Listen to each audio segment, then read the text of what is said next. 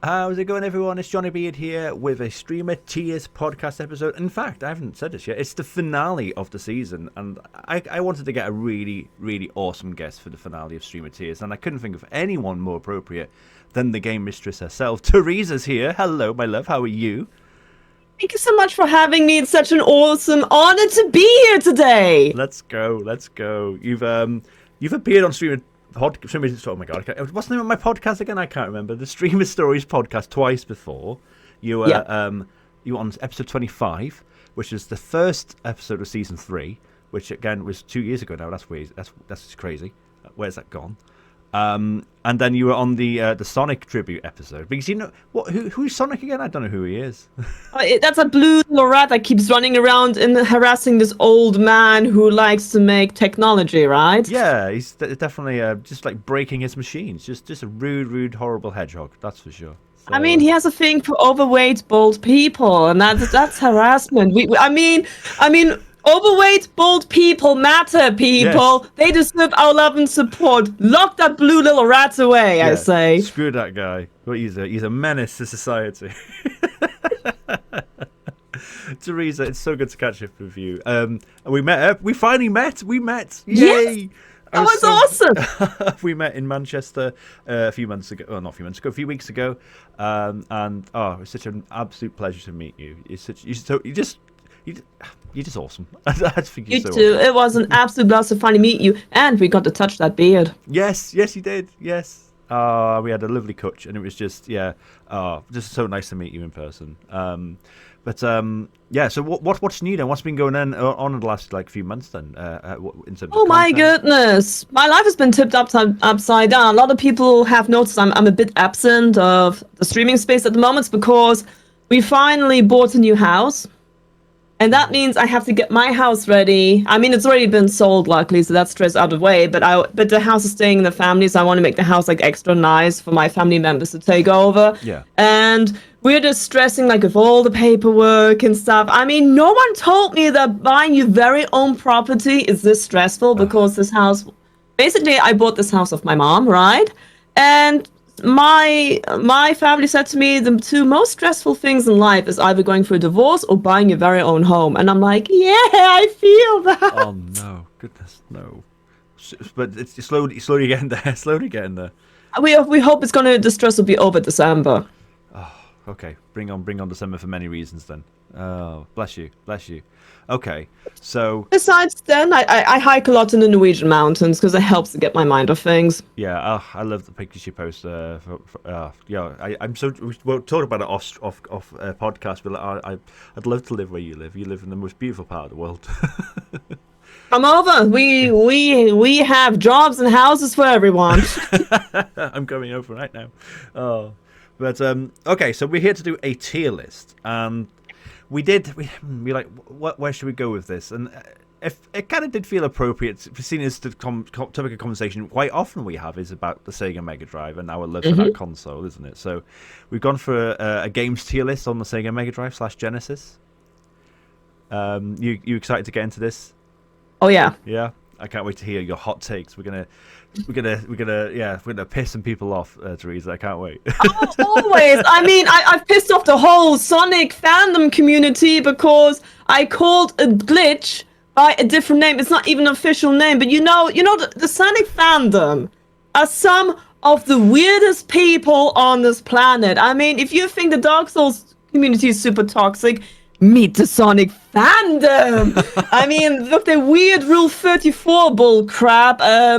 How they think, no, it's a cesspool you don't want to get into. Well, Sonic may or may not appear on this tier list. We may have some more hot takes about Sonic later on. We'll get into it. So the ranking system goes as this. We've got S tier, obviously, for the top tier. Then it goes A, B, C, D, and F. So there's no E. No, there's no E. It goes straight to F. Yeah. Just maybe because the E was too explicit.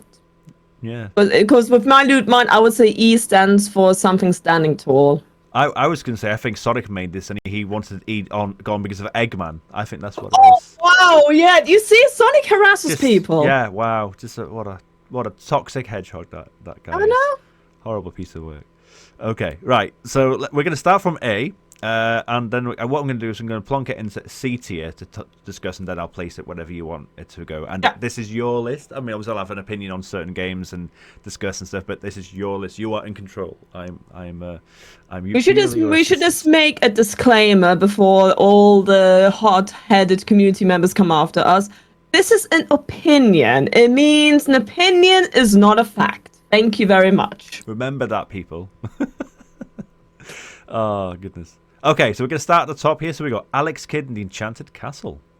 So, that's a game I've played for charity. I mean, it was one of the early platformers by Sega, before they had Sonic the Hedgehog as a mascot, I believe, because they were like, who should be our mascot? So they were experimenting. I mean, the game has a lot of interesting things to offer, but it didn't really wow me away. So I'm just gonna pluck it over to the C. Yeah.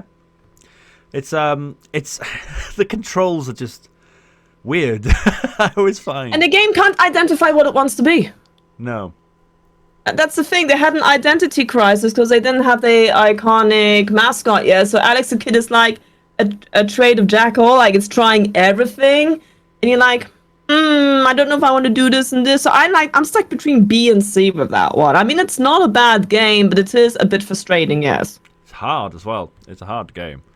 I have never beaten it without like using like save states or like the reverse and stuff like that. I get far, but I can't beat it. It's hard. It's a hard Same. game. I've never beaten it. Oh man. So we're gonna stick with C tier here with Alex Kidd. Put it on C. I mean, it's not crap. It's not the best. It's an okay game. See, C doesn't mean bad for me, people. C means it's okay. Yeah, C is a pass. So yeah, I think that's fair. Okay then. So we got Alien Soldier next. Oh my goodness. Alien Soldier is the last game released for the Mega Drive made by Treasure. So I think the guy was named Nami, that's his code name. He wanted to make this amazing big game with 100 jointed enemies, 100 boss fights, 100 levels, an insane story to come up with, and it has going to be a sci-fi boss rush kind of game. They called it a high octave boss rush game, and he had this amazing thing planned.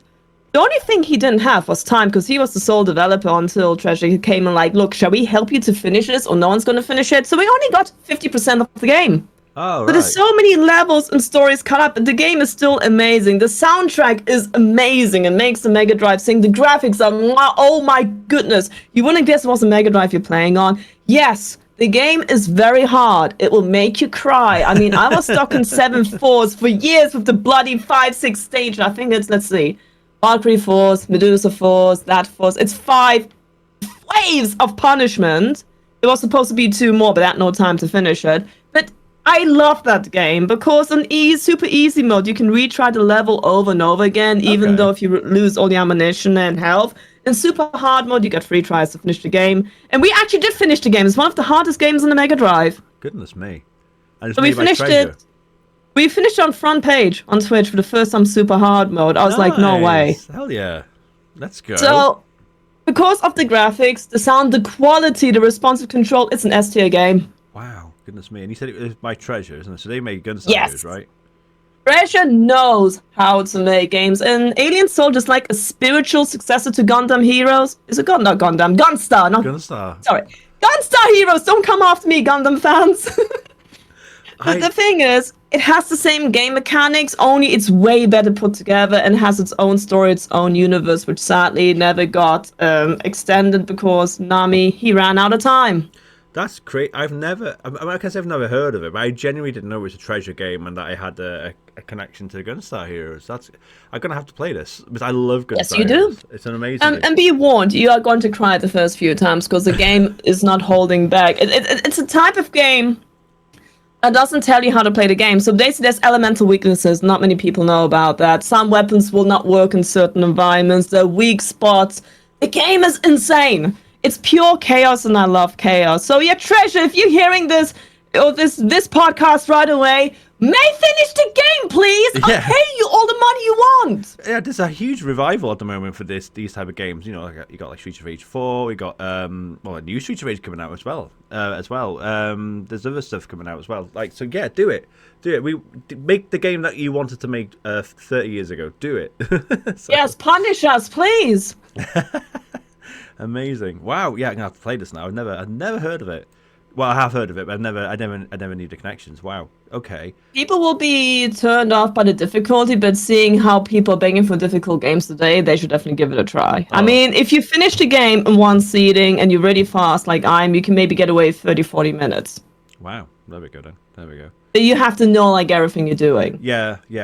I mean, Gunstar Heroes in that respect is a short game as well, isn't it? So if you do... Oh, you know the last boss in Gunstar Heroes, that's the same song as in Seven Force, because they have Seven Force in Gunstar Heroes as well. It's really fascinating how they borrowed some of the same assets for that game and made it more Alien Soldier-like. Interesting. Because there's connections between Gunstar Heroes, obviously, and Guardian Heroes. The boss in Gunstar Heroes is in Guardian Heroes as well. Yeah. That was the game I only played this year.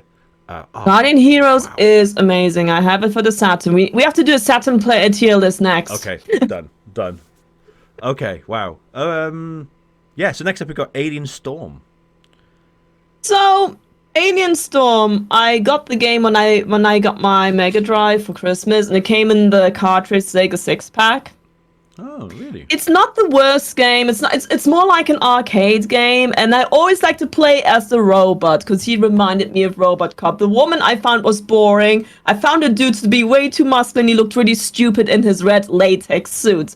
He reminded me of a Ghostbuster who took too many steroids and looks like Arnie. So I was always the robot dude. I mean, it's a fun game. It's a very short game. So because of the length, because it's basically based on the arcade game, I'm going to put it on B. Yeah. Sounds fair. I've never played it. Never played Alien Storm. So.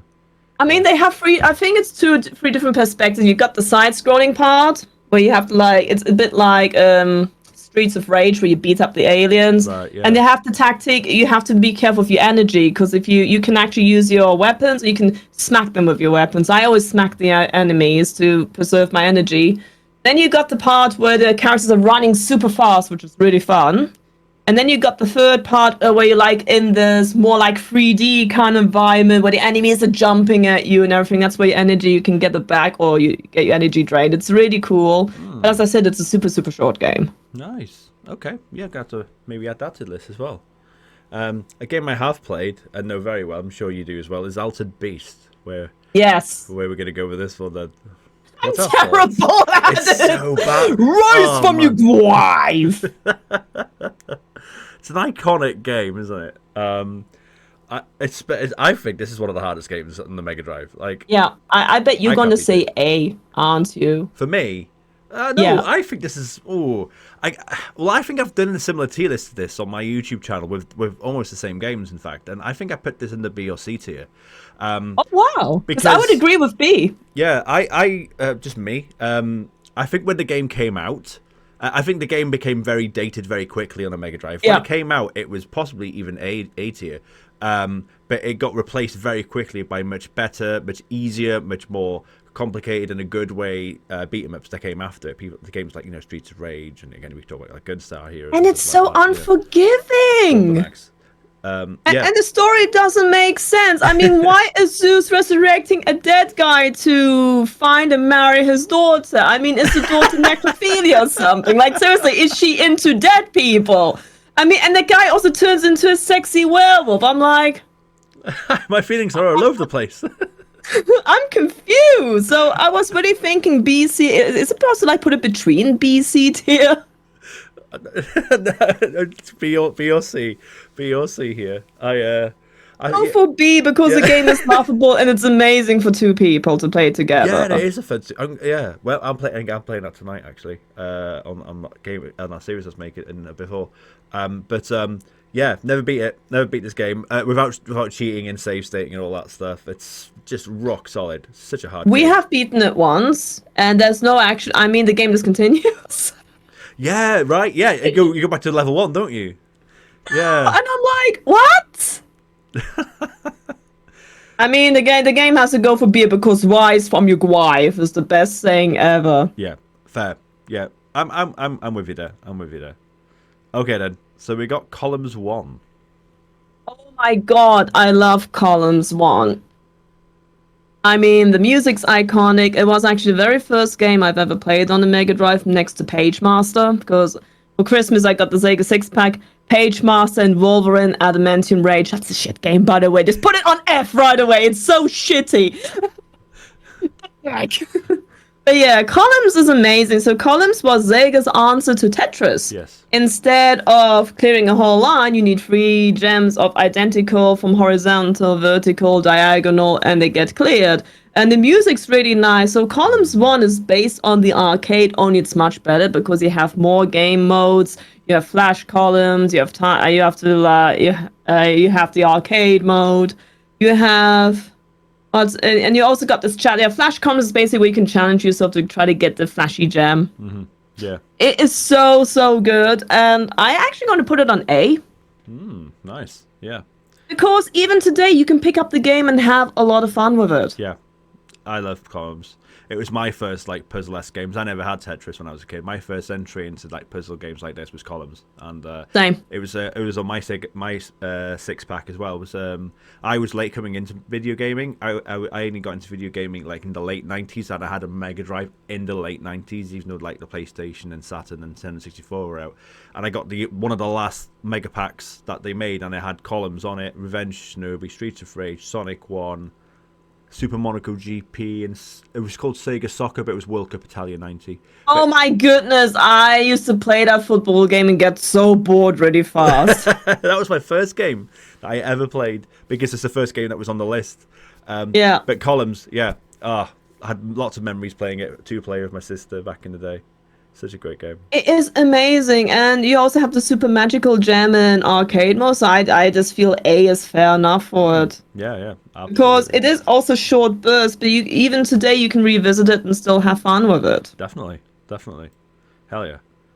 Okay, so what are your thoughts on Columns 3 then? So I have Columns 3. I think Columns 3 is for the Genesis only, or the American Mega Drive if you guys want. So I have it because I have such an amazing, sweet, loving community. They actually donated the game to me. I mean, I love the music, but the music is the same boring soundtrack over and over again. So Columns 3 is more like a story. You go into the pyramid, you have to get the treasure, and you got 3 different paths. And if you don't take the hardest path, well, you wasted your time. Congratulations. It's like a boss rush, constantly just fighting the CPU. And in the beginning, it's pretty easy, but the very last boss. Oh, can somebody set him on fire? I hate him. I hate him so much.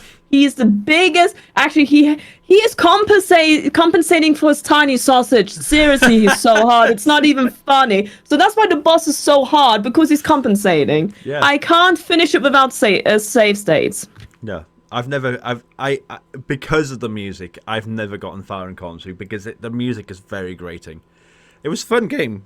And it took me ages to figure out how to play it, as fact, as well, because I didn't know you had to like rise levels and stuff like that. I didn't know what to do. I was just playing it like Columns 1, and I was like, how do I finish this level? I'm just doing nothing here. And then eventually it was like, oh. So, yeah, I do need to revisit Columns 3. I do want to say B, but because of the unfair difficulty, the tedious music, I'm actually leaning to put it on C. Yeah, sounds good to me. All right. Comic Zone. Oh wow, I love Comic Zone because Comic Zone tried to do something another game does. So basically, you are playing in an actual comic that the creator decided, and the enemy he designed kind of went against him because of a light thunderstorm or something. It's really weird, but Comic Zone is a very interesting beat 'em up game. It's very creative in how the graphics are presented and how it also breaks the fourth wall. So I really like that game. It is very difficult. It's not forgiving, but it's really just so wow. For that time, you're like, what is this game? This is cool. Yeah. I played again and played Mega Drive games really late, so I played this game probably early 2000s or something like that, and I couldn't vibe with it, to be honest with you. But I can imagine if I did play this back in the early 90s, like when it came out, holy crap, I don't think there's anything like it. It's probably I could be nothing like it ever since, really. Like in terms of like the 2D comic style. I know there's been comic style games since, but not in this era doing what it was doing. It's a very unique game. It is very unique, and as I said, the difficulty can make it really like a slogging, and so that's why I'm going to put it on B. Yeah, Excellent. All right, Decap Attack. Oh, I love Decap Attack. And actually, Decap Attack is a reskinned version of a different game in Japan where you don't play as the mummy looking. I mean, it looks like he's shooting his penis out. I'm sorry, but it does. I can't see that now. It's actually his intestines or his face or something. Actually, the reskinned version is because you play like this little dude from Arabia with flying carpets and everything. So the Japanese version is really cute. The Decap Attack is actually a very solid platformer. It's really nice. It's like different worlds. I mean, we got like what I call the Halloween edition because it's more undead and stuff. And your mission is to like finish the game and become alive, basically. It's really nice. Yeah, I've only briefly played it. I think I played like the first level and then it's like, I might return to that and then never have. I need to actually give it a proper go. So, yeah, where are we putting this then? I'm going to put it on B because, as I said, they did a lot of platformers back then. And I actually preferred the original than the reskin because that one has more charm to it. But I'm still going to put it on B. It's a decent little platformer. Yeah, I might have to look at the reskin version as well. Wow, okay, interesting. Dynamite Heady.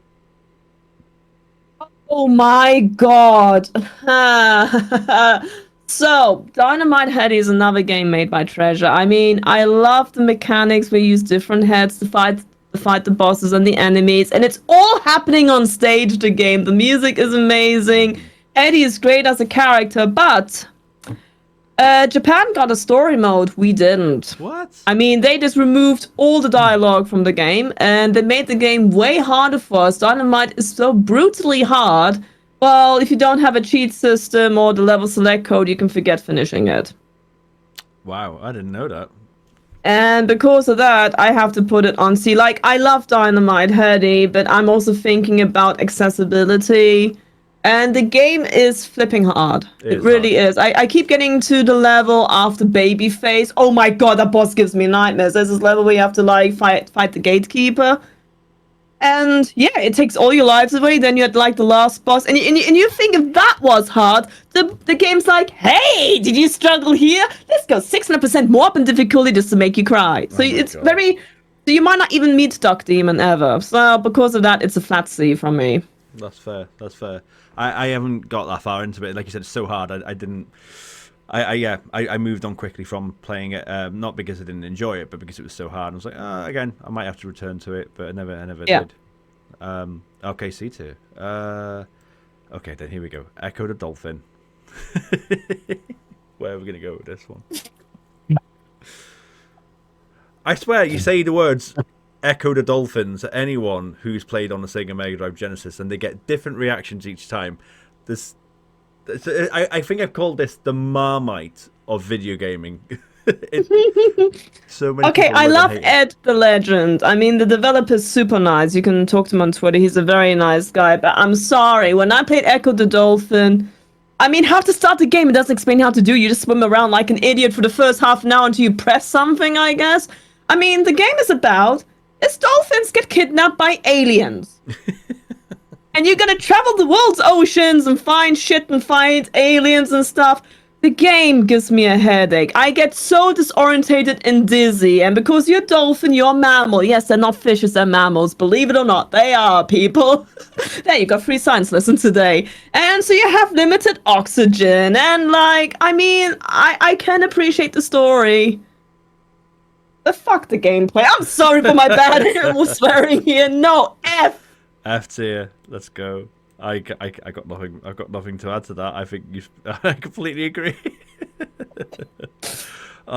It's okay. I'll say one more positive thing about. Like you said, be positive. Be positive. It's a beautiful game. Stunning. Yes. Really nice soundtrack as well. Beautiful game. Yeah. Artistically, very very good. Creatively good, but in terms of gameplay, in terms of accessibility, in terms of like what to do next, oh my god. Yeah, you could. I kind of cried when I was streaming, and people like, Echo, thank you for playing it. I was like, please put me out of my misery. This game is not fun. Yeah, and yeah, you're just gonna start blocking people that are saying nice things about Echo the Dolphin. These are not my people. These are not my community. I mean, I can already see one of my mods want to strangle me for saying this, but please put that game on F and put the game out of its misery. I mean, the game is weird. It's like an acid trip. And no, I've never done drugs, but I'm just saying that's the best way I can explain. It's like a fever dream or an acid trip. Oh my. Okay, let's move on quickly then. So we got Fatal Labyrinth. Oh my god. So, Fatal Labyrinth is the sequel to Dragon Crystal on the Master System. Now, that game did everything right for the Master System with the RNG and stuff. Fatal Labyrinth is the sequel, and they shat on it. Oh. Interesting. I mean, it's more unforgiving, I feel. The game is brutal. I mean, it is a fun game, but it's very repetitive. You die very quickly. And what will kill you is not always a skill issue, it's RNG. I'm like, hey, I should be able to kill this enemy. Now RNG's against you, you're dead. And then you go back to the start, you gotta collect all your loot, you gotta collect everything. So because of that, I want to put it on C, because I'm being a little bitch about that. That sounds fair to me. I've never played it. Or its prequel, for that matter, actually. So I would recommend Dragon Crystal for the Master System. That's a way better game. Okay. And then we got one of the earliest games on the list, I think, in terms of initial release. We got Flicky. Oh my god. So, Flicky confuses me because it tries to copy the early games of the NES. Yeah. And I think for such a powerful system, I mean, the NES is an 8-bit system. The Mega Drive is 16-bit. I feel like Flicky's just insulting the Mega Drive. I mean, it's the same thing like the original, the Super Mario Brothers game, not where you destroy scroll, but like when you Luigi attack each other. That was also on the Atari, by the way, which was weird. I don't know how they managed, but it was there as well. It reminds me of that. I mean, yeah, sure, the game is cute, the music is the same. So because of that, I just have to put it on D. I'm not impressed with Flicky. Yeah, it's crazy. I think like the original release for it was like 1986 or something like that. And if you're talking about games that came out in that time, when you had Super Mario Bros, obviously, but I mean there weren't many games. So I think upon release, brilliant game. But like you said, as a game that was ported to the Mega Drive, and considering the liner, wow, there's a lot more going for that console than Flicky, that's for sure. I played it for 5 minutes and that was it. Yeah, I do like playing Flicky. I tend to play it once and then get as far as I get and then move on with my life, and I do that like once every year or two. So, yeah, basically. Okay, so D tier. All right, Golden Axe. Well, I'm terrible at that game. It has a lot of gameplay to offer. I mean, you can play as a sexy barbarian like the people from Manowar, the band Manowar. Yeah. You can play as Link as an old man. Come on, that looks like Link. The old man is Link from Zelda. I mean, we're making lore here that I think really works. You get to play as She-Ra from He-Man. So you got She-Ra in her underwear, you got the singer from Manowar, and Link as an old farting man. Well, and he looks like a dwarf for some reason. I guess when you get older, you shrink. I'm sorry, Link. For the hero of time, we get more respect from Nintendo. So it's like, hey, did Nintendo retire you? Come and work for us instead. Yeah. We got you, Link. Yeah. So, I mean, I'm very bad at the game, but I can see why the game is fun. And I want to get better. So I just have to put it on B. Yeah. Because there's a lot of charm to it. Yeah, I got a lot of love for Golden Axe. I mean, I do. There's games I definitely prefer to it, but like, I mean, again, when we talk about the game, when you talk about for its time, absolute classic. Like it's huge pioneering. And you can still pick it up and play today and have fun. Yeah. Even though the game's gonna punish you for it. And plus, you got Link as an old man. What's not there to love? Absolutely. Yeah. That's sold straight away for me. Yeah. Okay, we've got Gunstar Heroes. Ooh, Gunstar Heroes. I mean, I prefer Alien Soldier, but Gunstar Heroes basically came out before Alien Soldier, so you do have the same music from Seventh Force. Because Seventh Force, it's funny, in Alien Soldier, she is a woman who died and came back as an alien or something on experiment. In Gunstar Heroes, it's a guy's robotic pet. Transforming to all these different forms, or maybe it's called 7 forms, I'm not sure, but the music is the same. I mean, it's chaotic. You play as 3 or 4 different characters you play out. And Gunstar Heroes, it's only 2, isn't there?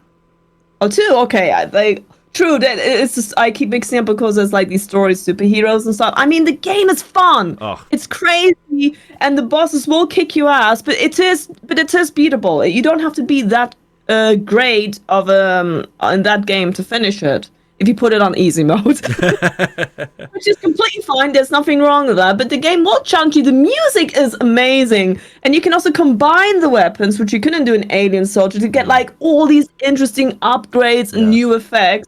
And you also have lightning fast reflexes. You need the controls are so good. I mean, it's not like Alien Soldier to me, but I think it deserves a bloody A tier. I mean, for me, Gunstar Heroes is one of my favorite games ever. It's one of my all-time favorite games, and it's so chaotic. And again, I can't wait to check out Alien Soldier based on your recommendation of it. But for me, it's the case, like you said, the game's not too hard. But what I love about Gunstar Heroes is watching people play it for the first time and seeing how they experiment with the weapons.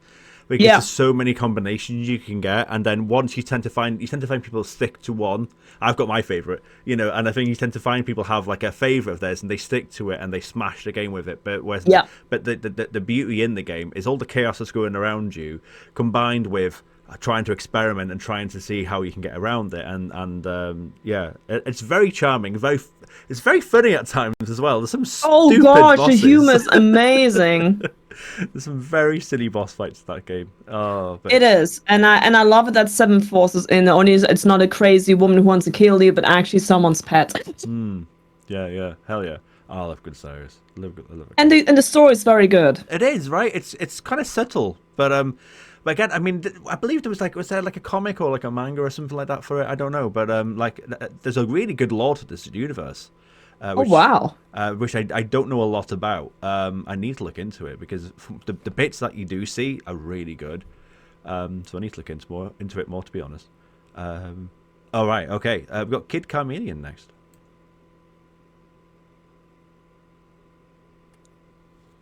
When Sega couldn't still find their mascot, they made Kid Chameleon a guy with all the trades in the world, and the game is so long you can't finish it. I got insane because they're like, okay, I should be halfway through the game now after 3 hours. Nope. So you can finish the game very quickly if you find the secret exit in the first few levels, I think. I've never found it, but that game frustrated me. I mean, yeah, that's cool with all the abilities, but the thing is, that game gives me severe gamer's fatigue when I play it because there's no checkpoints, there's no passwords, there's no save files or anything like that. So when you die, you go all the way back to the beginning again, and because of that, it's like, oh, I barely scratched the surface. So it feels like a very slow marathon, which you just and you trip on a banana peel and you gotta restart again. Oh man, that's it. That's definitely a C. Sure. I barely scratched the surface of this game. I can't really comment on it, to be honest with you. But okay. I mean, it has creative environments and stuff like that, but it's just too long. All right. And if you don't have continuous, if you don't like have a way you can pick up the game like in a native date with a save state or a password system, you're gonna have a bad time. Okay. Just imagine Sonic 3 and Knuckles complete with no save states. yeah, that sounds rough. Okay, so we got Landstalker. I love Landstalker because it tried something really different for the time, and it's one of the few noteworthy proper isometric RPGs we got. The story is amazing. Okay, the controls are a bit wonky because it's isometric. They don't always respond well, but oh my god, the game is amazing. You got like this you got Nigel. Basically, they made more games after Landstalker, like Lady Stalk, which wasn't good, and Nigel Returns on the Dreamcast, actually. But I love Nigel and Friday. I love the chemistry, the game, the villain, and there's like, when you get to the last the boss, when you walk down the hallway, you got this very sad piano music, and I just fucking break down crying when I get there because it's so powerful. That game has awoken so many emotions of me. I mean, yeah, the controls are mad, but that's the only downside. So I think I just have to put the game on S. Wow. It's definitely one of my favorite role-playing games on the Mega Drive of all time, and I have a fun memory when my original copy died or the save got corrupted. I lost everything, Oh, and I had God, the German no. version. Oh my God, they really changed the German version because they say "May the goddess be with you." They made it totally Christian in the German version. May God be with you. Like, what's it called when you change something because it's not agreeing? Oh, I don't know. It's like when you put a black bar over the penis. Oh, They okay. censored it. They censored Oh, the game. yes. Wow. And hey, the chicken says cock in that game. That's a big win for me. It actually says cock, and I'm like, I'm dying. I love this game. So because of that, it has to go in the Well, S yeah, I tier. agree with you now. Definitely, I've never played it. Like, we're going to be getting to Fantasy Star in a minute. I hate to say it, because the Mega Drive's not notoriously known for RPGs. I've never played many. I played Shining Force games, which again we'll get to. But like, I didn't. Wow, I'd heard of Landstalker, never played it. But man, if you're saying S tier, I love RPGs. I'm gonna have to check this game I out. mean, that Wow. game is so amazing. The music, I mean, the environment also changes depending like how far you get. You really feel you're in full adventure. And when you finish the last boss, I mean, it's a dragon god. Hello, you're just like, oh, it's over. Oh And the wow. music is just so beautiful. I freaking love that game. Wow. Okay. And Yeah. and there's also weapons and armor upgrades. What's not there to love? And you do have a kind of level up system, not the traditional sense, but if you buy a heart, the hearts make you stronger, so your life is basically your level system, if you like. Wow. Okay. Yeah. I'm gonna have to check this out. And then we got Fantasy Star. So we got the second one. We got the second, third, and fourth, but we'll go with one at a time. So the second one. So Fantasy Star was another amazing RPG series on the Mega Drive. However, the second one was played with using the same music over and over again. It sounded like these cheesy 80s, early 90s music, and that to Right. me brings it down instead of being an S and A tier, but still very good. We're just going for the second one, right? Yep. So is that? Did you say B tier? Did you say? Yeah, B tier for me. Yep. All right. Then we got the third one. The third game is very interesting because it's not so much about Dark Force, even though it's still in it, but there's like different paths. It changes the whole way how Fantasy Star works, and I think because of becoming so ballsy with that, I just have to put it on the A tier. Nice. Okay. And then the fourth one, which I believe is the best one, isn't My it? absolute favorite. Yeah. Yeah. I actually have all the Fantasy Star games complete in box, near mint condition. Nice. Including the fourth one because it belongs to my partner. He was the one saying you should stream this. I'm like, okay. I freaking love that game. It has the best boss fight in the whole history of RPGs. So, everyone knows that Dark Force is an evil, mutated like evil entity from hell. At the end, you get to learn that Dark Force is actually a very sexy, naked with spikes and everything. And the music is so good. Like the music, it's like three phases, and the music builds up, and then you get like this heavy metal phase on the Mega Drive. The game wow. really makes the Mega Drive. I have to show you the music afterwards, how good it is. Yeah, And you're please. like, when she reveals herself, she's this evil woman. You're like, holy shit! And no matter how high level you are, she can one-shot you and you're dead. Because if you don't buff yourself accordingly, she's gonna take you out for a very horrible time in hell. And I love it. I love the whole story build up. Okay, there's some down things like cannot always use the characters because they're not as useful. But the whole universe is so amazing, and you're given the best boss fight ever with the best soundtrack. That's freaking S tier right there. Nice. Yeah, I've heard it's arguably the best Mega Drive RPG. I've heard that or the Shining Forces, Yes. which we'll get to. I'm going to actually find you the song. It's called Ooze. And how it starts up, you hear that like, holy shit, what's happening? And you're like, okay, she just one-shot to me. The music actually warns you, be very careful what you're doing. Oh, nice. Love it. Love it. Amazing. And you can actually hear the Mega Drive has like metal in it, which is really amazing. It's not something you'd expect to hear. That's crazy to me that they put metal in a Sega Mega Drive game. I can't think of that ever happening, to be honest. It's just so good. Oh, hell yeah. Hell yeah. That's the Mega Mix. Okay, You ready? Oh, go on then. Hopefully, there's not going to be a copyright strike or anything. But go for it. Go for it. It should be fine. It's a Mega Drive game. All right. This is the original one. You just gotta listen up to 2 minutes. I mean, look how evil she looks. That's the boss. Oh, hang on. Let me have a look.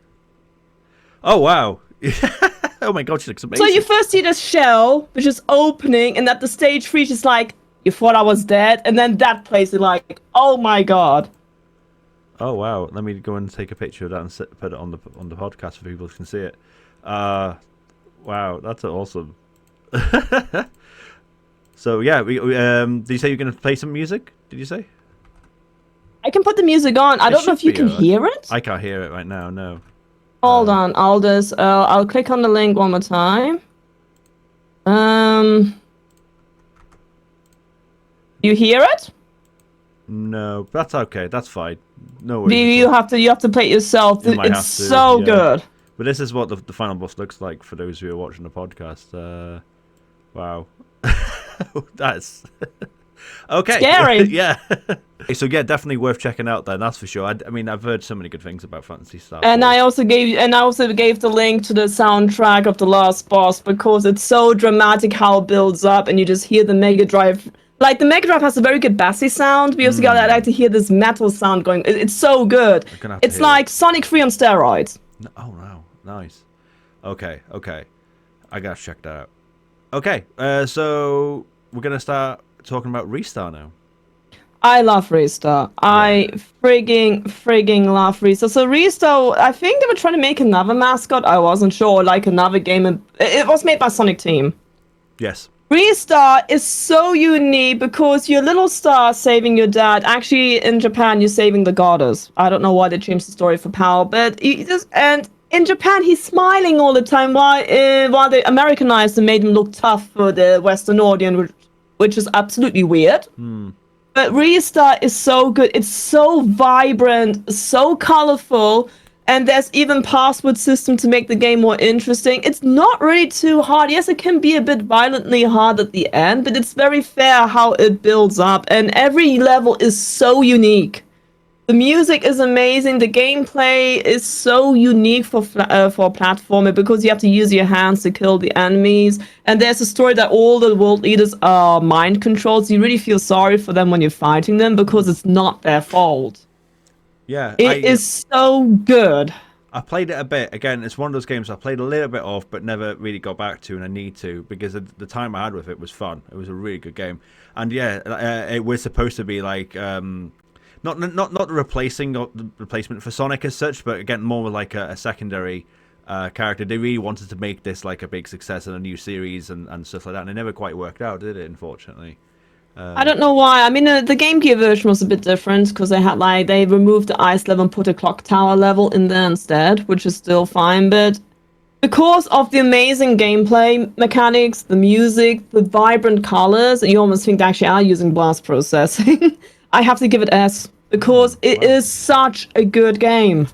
All right, and what I'm doing here mentally, Teresa, is any games you're putting towards S and 80 that I've not played, I'm gonna have to like go right. Yes, you have to. Because I've played a lot of games on the Mega Drive, but this is an absolute trove of games that I still haven't played, and I'm like, okay, right, noted. You know those ones because like I'm speaking to absolute wealth of knowledge on the Mega Drive console here, so thank you for that. I'm gonna have to very happy to share my childhood and my experiences. I mean, I used to rent Riced all the time by the Videotheek store in Germany, and one day they said to me, "Do you want to buy the game? You can get it for half price." I'm like, thank you. Hell yeah. Back in the day. Goodness me, you can't do that today. No, that's true. All right, I don't know why it's so far on the list because it starts with D, but we've got Dr. Robotnik's Mean Bean Machine. Maybe they've gone for the R here. I don't know. Dr. Robotnik's Mean Bean Machine. I mean, basically it's Puyo Puyo with a Sonic not Sonic the Hedgehog skin, but basically it's based on the adventures of Sonic the Hedgehog cartoon with all these mean robots and stuff.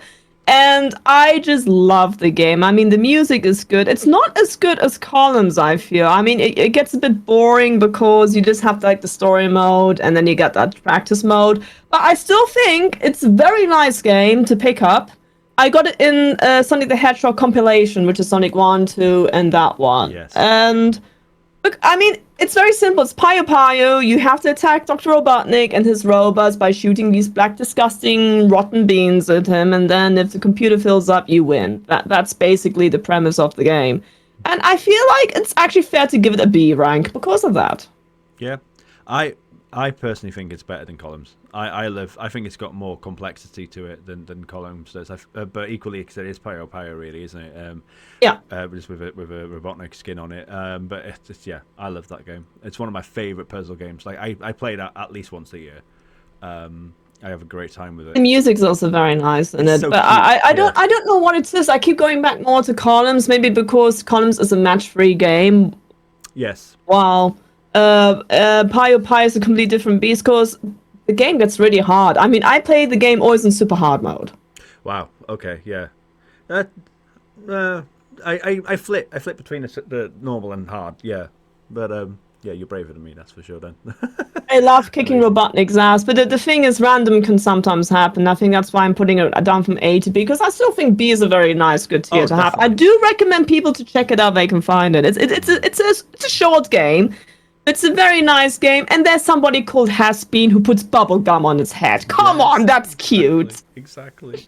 I love the animations of the characters, so when they're winning and losing as well. Yeah. Like my lad, he's nearly 10 now, but he's watched me play. He plays as well, Dr. Robotnik's Bean Machine, and like he's always like copying like the animations and stuff like that. I think it's funny when you destroy dynamite, he explodes, and I just throw a lot of sex jokes in there. Or Davy Sprocky. Yes, yeah. Okay, so we got Shining Force 1 and 2. So let's talk about and Shining with Darkness, but we'll talk about Shining Force 1 first. Okay, so I've only played the game very shortly, but Shining Force is basically that started it all. It's like this what's it called? Tactical. It's not real-time strategy. It's a tactical strategy turn-based RPG. Yes. And every unit has their strengths and weaknesses against each other. I mean, flying units overpower, but it's I do really like Shining Force 1 because it started it all off. Same people who made Landstalk, I believe. That makes so much sense. That's because they have the same sound things. However, I do prefer the second one because it's more fleshed up. I still believe that Shining Force 1 deserves to be on the A rank. Nice. Because of the music. It's a very complex game, actually. I'm not very good in those type of games. I do feel that Shining Force 1 deserves to be on the A rank, for sure. I've beaten Shining Force 1. I've played through a good amount of Shining Force 2. Never did finish it, but I do love both. I love both these games. The second one deserves an S rank for me because it just fleshed everything out more. Yeah.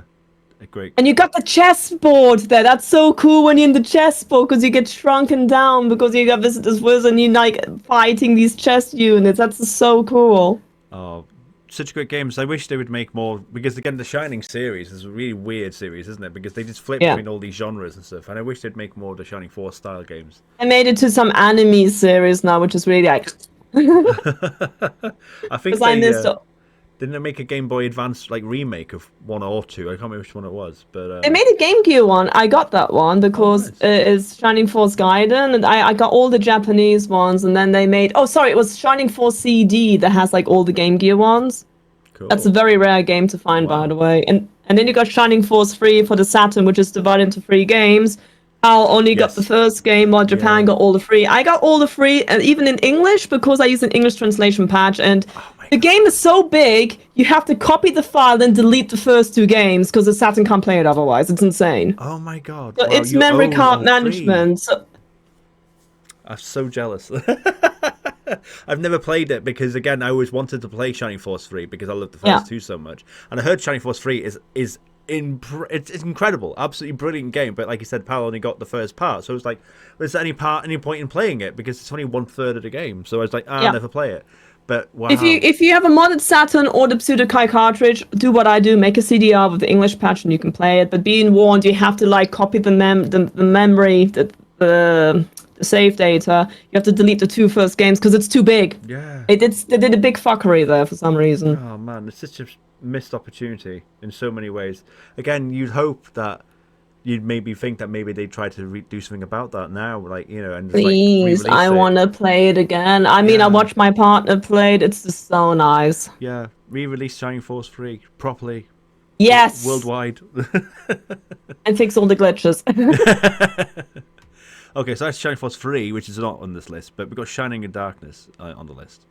I never did play this one. Oh, Shining in the Darkness is like these good old dungeon crawlers with the labyrinth and all, and it's really interesting. So personally, it's not my type of game, but so I'm somebody who more watches people play this game, but it's still very. I mean, it is what it is. It's a very good game. It's not my. It's part of the Shining universe, which is interesting, but it's a complete different game. And if you love dungeon crawl games and like that, and because of what they're doing, which is not common in Mega Drive, I have to put it on the A rank there. Nice. Because it's so unique and it offers so much. And I mean, the first Phantasy Star game was also like that. Okay, right. Not many people know that. No, I didn't know that. No, I never did. It was a Master System game. Interesting. Oh, Okay. yeah. Right. Okay. Sonic 1. We got the Sonic games coming up now. Poor you for play that one, pal. Oh man, yeah, I know, right? Okay, so Sonic the Hedgehog 1. I mean, that gave birth to the mascot, and I really love the music in Sonic the Hedgehog. Green Hill Zone, Marble Garden Zone, Springyard Zone, fuck Labyrinth Zone, we don't talk about that zone. Scrap Brain, I love. I mean, I'm not going to put it on S because the game is very slow. It's more of a platformer than a speed platformer. I'm actually going to put it all the way down to B because there's a lot of missed opportunities there, and some of the stages are so unbalanced, but it's still a good game. Right, I completely agree with everything you said. I don't think I disagree with anything you said. I completely agree. Like, the balancing and the pacing of the game is very weird. Like, Marble Zone is so much harder than, like, the Spring Tap, the third level. That, and then Labyrinth is harder than. I mean, Starlight Zone is arguably, in my opinion, the second easiest level. I love The music is so nice, but it doesn't fit into a Sonic game. No. Stunning music. I just have sorry fans, I have to put the game down to B. Yeah, the pacing, like if they changed the levels around, I think it would have been better. But I mean, you can't. Yeah, and getting all the Chaos Emeralds doesn't really do much. Yeah, you got a good ending. Okay, where's my super transformation? Didn't exist. No, but it's the game that started it all. That's for sure. Yeah, I agree with that. I completely agree with that. Okay, then, so we've got Sonic 2 now. Sonic 2 is definitely between S and A. The thing is, Sonic 2 fleshes out everything that was good about Sonic 1, adds way more speed, adds the super transformation, causes an additional Chaos Emerald, and the music is so good there, and it adds Tails. The weird thing is, Tails can't fly in Sonic 2. He flies by computer, but you can't make him fly, and I never understood why.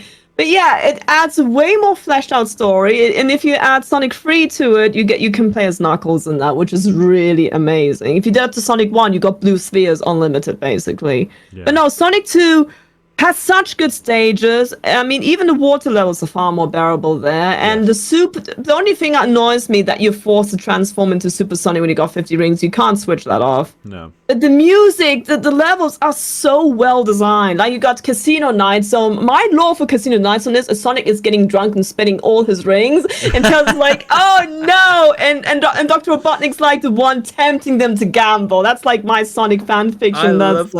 I love that. Because it sounds like you're getting drunk in that game with the music being all awesome. And Hilltop Zone, not many people know this. Sonic 2 was supposedly to have a time travel mechanism. Hilltop Zone is actually Emerald Hill Zone in the past. There's a whole documentation about all... Again, it's a game that never got finished 100% because they had way more levels. A level from Sonic Spinball was supposed to be in Sonic 2 called Genocide City. Oh boy, what a name. Yeah. Crazy. Wow. That's some lore I never knew about. That's for sure. Oh my god. So, because the game is such a solid game, I'm going to put it on A. Yeah. I would call it an S tier game, yeah. It is the reason I'm not calling it an S tier game, because S tier also means it can't get better. Yeah. That's fair. That's absolutely fair. I mean, yeah. The step up from Sonic 1 to Sonic 2 is insane, isn't it? It's absolutely crazy in every way. Like the level, like I said, level design, the music, I love the colours. They pop a lot more, don't they? The spin dash, having Tails as an assistant, the special stages. It's much more accessible. Yeah, it's not perfect. I completely agree. Yeah, incredible. And they took out Hidden Palace Zone, which is really sad, because if there's actually ROMs you can play with Hidden Palace Zone intact. If you try to access Hidden Palace Zone through back-end programming, you just ended up in a scrambled mess. Yeah. I never did play that. In fact, I've got Sonic Origins now, and I still haven't played the Hidden Palace section. Oh, you have to. It's amazing. Yeah. Oh, no, I did. No, I tell a lie. I did. No, I did. Again, shout out to Gotham Beauty, my friend and mod. He showed me how to do it. So, yeah, I did do it. Yeah, it's a lot of fun. Okay, it's down as one game on this. We've got Sonic 3 and Knuckles. So that is better, because if you separate the games, they're not as good. But Sonic 3 and Knuckles is like the ultimate icing on the cake. You have a new character named Knuckles. His first your enemy becomes your best rival. And Tails can be played alone. Yes. What is so good about Sonic 3 and Knuckles, or Complete if you want to call it, they actually added DLC as an expansion, which added on to both games, transforming all the games. You got your super form, the Chaos, you got your Super Sonic, and then the Hyper form. You got not one but two villains, kind of, because you got Dr. Robotnik, you got Knuckles, and you got Metallics, which is like the evil robot clone of Sonic, if you like. The levels are so good. Michael Jackson and Jason Baxter, I think his name was, they made the music for the game. Hello, that's amazing. And the levels are more insane. They're bigger, they're faster, and there's some levels like Flying Battery Zone, Mushroom Hill Zone. That's fuck the Desert Zone. I hate that Desert Zone. Angel Island Zone, Hydro City Zone. Water levels are actually fun for once. What the heck? And the music. I mean, fuck Marble Garden again. I hate Marble Garden. Agreed. Yeah. And I mean, Carnival Night Zone, give and take, but the zones, Lava Reef Zone, it's like you actually have cutscenes in the game. You can see like how you get to the next level. It's just so well, and that's why I had to put Sonic 2 down to put that one on the S tier, because that's like the ultimate experience. Now that you've explained that, I agree. I do agree. It's my favorite. It's my favorite platformer. Yep, same here. Of all time. And debug mode breaks the game. It's so great when you play the game. Level wrapping breaks the game. The game is so insanely big that they have to like split the levels up in three. So basically, you're footing. The level's actually not that long. You're actually footing from the top to bottom all the time. So that's why you can destroy the game when you use debug mode and stuff. It's insane. Wow, goodness me. It's called level wrapping. What they've used. It's just insanely good. Yeah. It's the best platformer of all time, in my opinion. I probably play it once a year, if not more. Same. And the sprites are so good, so detailed. Yeah, it's just the best way to play a Sonic game ever, in my opinion. I'll never get bored of it. I love it. It's such a big game combined, and I love that, because sometimes I do feel like Sonic games are too short. Like Sonic 3 Knuckles is just perfect length. It's not too long, not too short. Yeah. And if you finish the game 100%, you get 15 zones. I mean, Doomsday Zone, when I saw that, like, oh my god, Robotnik is in the mecha taking the Master Emerald away. Are you kidding me? And that is a very brutal boss fight. It is, yeah. Music's insane as well for it, yeah. Hyper Knuckles, Hyper Sonic, Hyper Tails, just, just the best Sonic experience. If you haven't played Sonic 3 and Knuckles combined together, you're missing out. Because if you separate the two games, I'll maybe give them A or B tier at best. But together, they're like the ultimate package. That's what I tend to say. I tend to say, when people go, what's your favorite Sonic game? I go, do you combine Sonic 3 and Knuckles? If you do, no dispute, best game of all time. If you separate them, I actually do argue that Sonic 2 is better than Sonic 3. Yeah, Sonic 2 is way better when you separate them. But, yeah. And you also get the power-ups. You get also elemental damage in Sonic. So you got like fire, lightning, and water. The bubbles are really effective. The game is just amazing. 100%. And we could talk for hours about Sonic. And if you want to see that, we've got a podcast tribute to Sonic. You should all watch that. It's great. Click on the link. Click on the link. Yeah, Teresa, myself. Who else we had? We had Tango Mushi and Monster Damash. Yeah, that was great. Yes. Great fun chat about Sonic. So check that out, guys. Okay, we're going to continue to talk about Sonic, though, because we're going to talk about Sonic 3D. Oh, wow. So Sonic 3D is very interesting. I loved it as a kid. Yeah. Because you had that 3D. So there's two versions. There's a Saturn version. I prefer the Mega Drive version. The soundtracks is way better, in my opinion. So you got like this beautiful opening. And you can also now download Sonic 3 Complete, made by the guy who made the original Sonic 3D. He just added the patch to transform to Super and everything. So it's not as fast. It's not a fast Sonic game. It's more like an isometric Sonic game. But I do find it very charming. The music, the graphics are really good. It's actually amazing to see a full-fledged 3D game running on the Mega Drive hardware. It came really late out, and Tails and Knuckles are in the game. And I actually don't know what to place it between A or B because the game has its problems. That it does. But it's not a bad Sonic game. Not at all. I think it gets a bad rap. People go, oh, it's not 3D. Oh no, it's like so. It's still actually a really fun game. Is it as good as the 2D games? No, but is it a solid entry in the series? I think so. Like the music's great. Music. Oh my god, I love the music in the Sonic series in Sonic 3D. They actually use some of the songs in Sonic Adventure, like the beginning zone. They put it in Wind Hill Zone, Sonic Adventure and stuff. It's really nice to hear the remix of that. Yeah, yeah. It gets a bad rap, and I hate it. It does my note in that. I'm going to put it on B because it is a very good game. Yeah. It has some issues because of the isometric viewpoint again, and it falls flat because it's not as fast. And the Chaos Emeralds, the super transformation doesn't really happen unless you if you download the extended version, which is really unfair because it didn't come out with that to begin with. Yeah, I do think the main problem I have with Sonic 3, if anything, is that we talk about the length of the Sonic game. Like, I do think it overstays its welcome just a little bit to what the last couple of levels, just to get a bit. And there's no way you can save. No way to save. So yeah, but it's good, very good game. I enjoy it. It gets a bad rap, and I hate it. Okay, Sonic Spinball. I'm sorry, I have to go all the way down to D of that game. The controls are fucking horrible. I mean, there's only one good soundtrack in that game, and, well, actually two, I'm gonna lie now, but the game... Sonic doesn't control right. They made that game in 6 months. The artwork is amazing, but it's so clanky, it's so broken, and they added that other universe of Sonic I hate. I mean, fuck Sally. I hate Sally and the Freedom Fighters. I just don't... That's also because of how Ken Penders ruined everything, right? But Sonic Spinball is random at best. You're either lucky he goes there, or you just have to rely on the physics to give you mercy.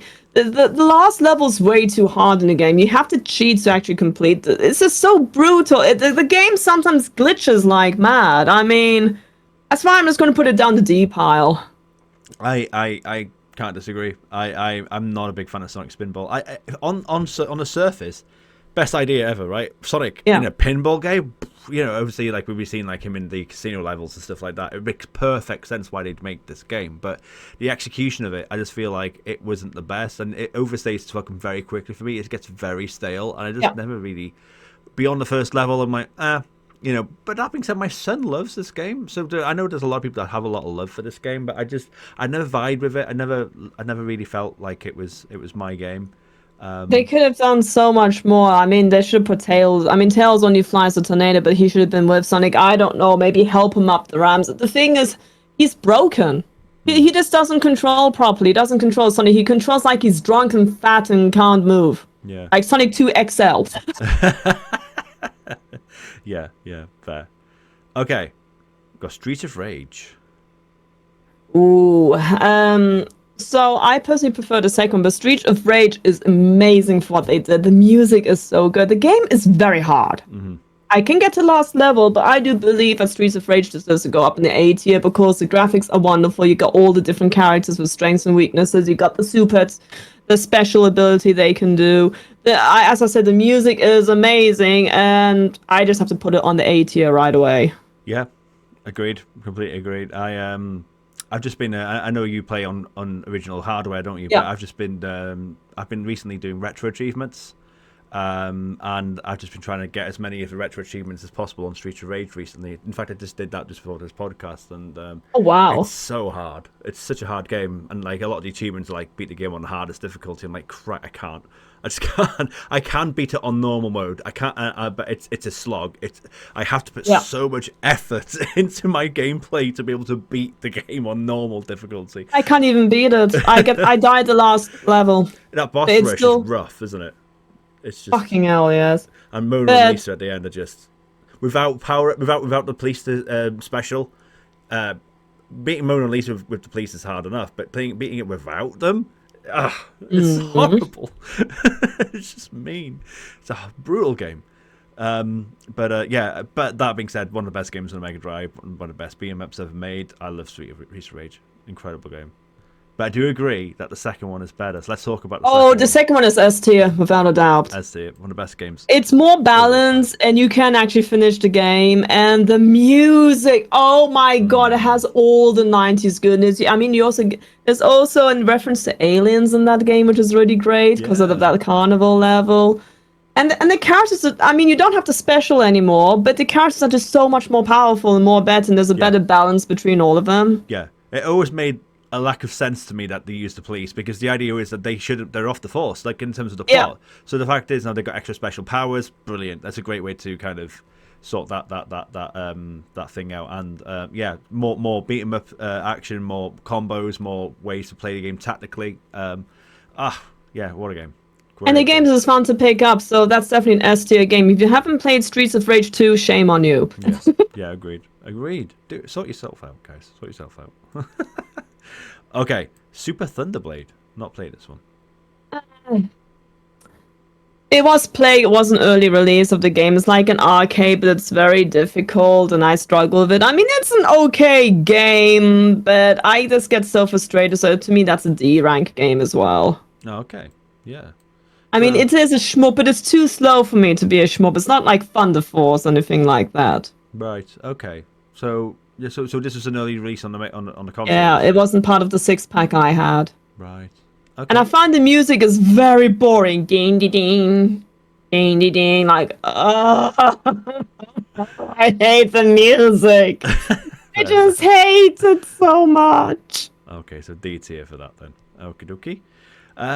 We got Tool Jam and Earl, the first one. We got the two. Oh my god, that game is chaos. So you and aliens. So the first game really explains how horrible we are as a race. We're not nice to aliens, okay? They get abused, they get shit on by little babies. So basically, you have to find your ship parts and get back to your planet, which is Funko Pop or whatever it's called.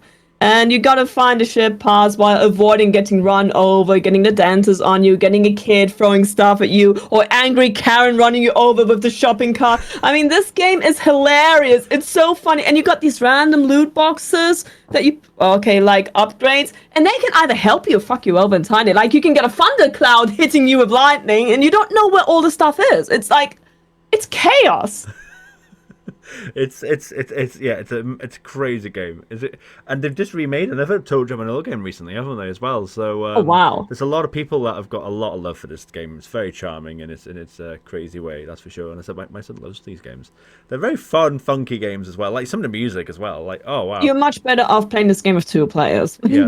yeah. So where are we putting Toe Jam and Earl 1? I'm between A and B, to be honest. It is a fun game to pick up, but it's not as good as Sonic 2. So maybe I'm just gonna put it on a fair, respectfully B. Yeah, no problem. All right, so Toe Jam and Earl, the sequel. Then I've not played this. I think I only played the first one, but not the second one. Then so Panic. So the second one is when arsehole humans are so disrespectful, they hike on the ship, and now they ruin the whole planet. I mean, we're a horrible species, aren't we? First, we are very unwelcoming to these amazing 2 aliens who are just trying to fix their ship. I mean, we could have helped them. No! We're now on their planet, causing chaos and destruction in a platformer. Oh, wow, yeah. So is it much different? I've not played the second one, so is it much different, or is it more the same? It's very different. It's like more of a side-scroller platform, but I love it. I actually prefer it over the original, and that's why I want to put it on the A rank, actually. But it's insane, and it's like, wow. What? It's like, you want to say, humans, get off my planet!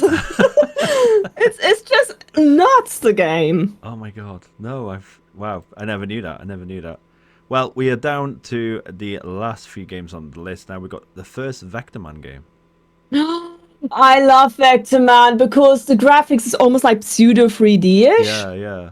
The music is amazing, and the last boss was kind of a pushover. But I just love. I mean, the game is challenging. It's a challenging platform. It's not. It's like a run and gun, a bit like Alien Soldier, but there's more platforming tech to it, and you gotta use your brain. But basically, Earth has been destroyed by all the rubbish, and you're playing as this robot who has to fix up the mess, and then some of the robots have gone rogue and want to destroy the planet or something weird. I'm not quite sure, but it is actually a very, I like to call it a dark sci-fi platformer. It's frigging amazing. You got your weapons and stuff, and the graphics and the effects are amazing. It is incredible. Wow.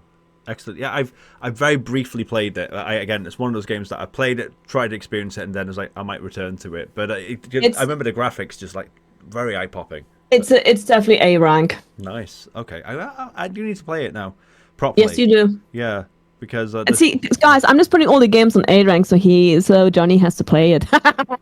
Yeah, you flip the table upside down. You can say all the bad games are at the top. So you're like Vector Man sucks, but no, we're gonna get Troll Johnny and get him to play it. No. I'm sure. I can't wait to play it. No, that's for sure. I mean, you should play Echo the Dolphin. That's totally the banger we all want, right? Yeah, that's S tier. Okay, the last two games then are the two Wonder Boy games on the console. So we got Wonder Boy 1. I always mix the two up, so I'm just gonna Google it real quick. Wonder Boy, Wonder Boy. In Monster World. What is the secret to your power? Oh yeah, so Wonder Boy is basically also like the Commodore 64 version. It's the very simple version. I mean, personally, I wasn't the biggest fan of the first one because I like the one where he has blue hair because I feel like game is way better. But I don't hate it either, so I'm gonna put it on C. Yeah. Okay. Just because it was very simplistic for me, and I like it's okay. No, and then we got the third one. Then the last game on the list, Teresa, we got the third Wonder Boy game, which what's it called? Monster Land, is it? I don't know. Yes. Oh my God, Wonder Boy, and is it in Monster Land? Yes, I believe it's Monster. I think so. Oh, wait, didn't you say Wonder Boy 2? Was it Wonder Boy 1? Wonder Boy. We're playing the first and the third one. I haven't got the second one on the list. Isn't it on? Oh, so Wonder Boy 3. Yeah. What? Give me a moment, because I do have them. Yeah. Which one? What did you call it again? Because Google's giving me weird results. I'm sure it's Wonder Boy 3. Let me check now as well, because I got the box art here, but I know you can't see that. No, it's Wonder Boy 3 Monster Lair. That's the one. It's not Monster Land, sorry, Monster Lair. My apologies. Wonder Boy Mega Drive, and that's for free. Yeah, Wonder Boy Monsters Lair. Wonder Boy. Let's say boy. Monsters Lair. Yeah, it seems like there was two Wonder Boy 3 games, which confuses things further. Yes. Oh yeah. So I thought it was the one with the blue hair because I have that one, which is rare. But no, Monster Lair is a completely different game. This game is actually fun when you're two players because it's a shmup. Right. Okay. So I think we have to get the two the both Wonder Boy 3 because the other one is when he can let's see. Wow, why? I almost feel like going down and just looking through my entire Wonder Boy collection now because I do have most of the games. It's got a weird history, hasn't it? It does. Was it Wonder Boy 4 then? I have. No, 4 is with the lady and. Oh, I'm mixing up Monster Boy. That's why. Because there's also Monster Boy for the Mega Drive. Okay, yeah.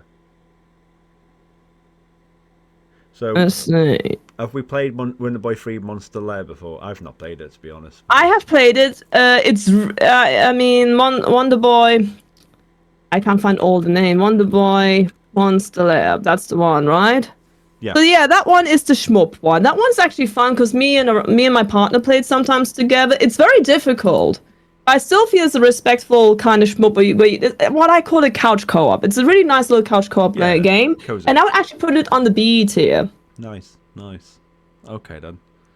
So yeah, that's the list. So in terms of S tier then, brilliant list. Alien Soldier, Landstalker, Phantasy Star 4, Restar, Shining Force 2, Sonic 3 Knuckles, Street Rage 2.